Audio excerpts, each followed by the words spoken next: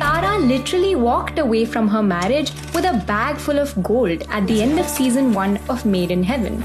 And in that moment, the gold digger went from being the woman you look down on to the protagonist you root for.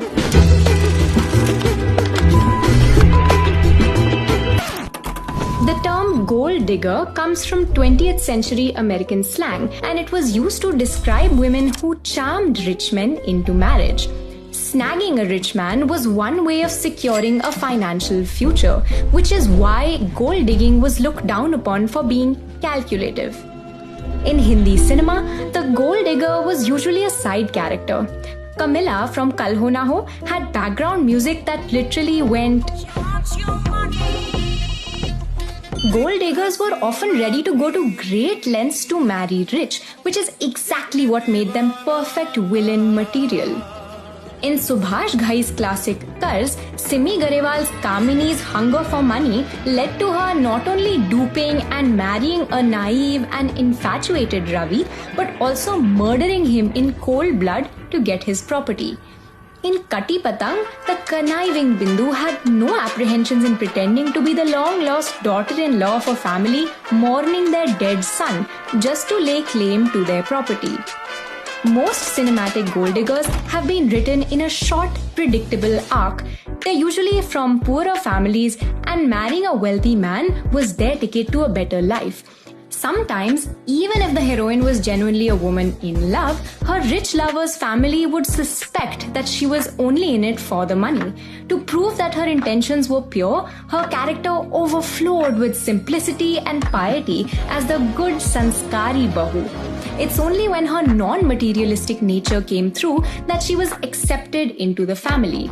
Another iteration of the gold digger is seen in the more recent con man, con woman pairing. She matches her fellow con's lust for money at every step of the way, but is never able to outsmart him. She either gets played by him or falls in love with him, giving up her greedy desires to reclaim her moral self.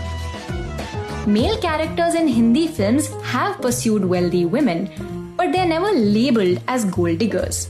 They get ample screen time, a sympathetic arc and storyline that often justifies their intentions. और हार कर जीतने वाले को बाजीगर कहते हैं. The gold digger, on the other hand, rarely receives the same kind of sympathy, but that's where Tara's character breaks the mold. Like the gold diggers we've seen and known before, not only does she chase a man for his money, she goes to great lengths to get him to marry her. Raised by a mother who motivated her to marry rich, she was sent to etiquette classes that prepared girls to marry into elite households. She saw the struggles of her elder sister who rebelled and married for love, and so she chose a different path. But perhaps more important than her backstory is what she goes through after she's manipulated someone to marry her. She suffers from the anxieties of someone who has to constantly pretend to fit into a class they don't belong to.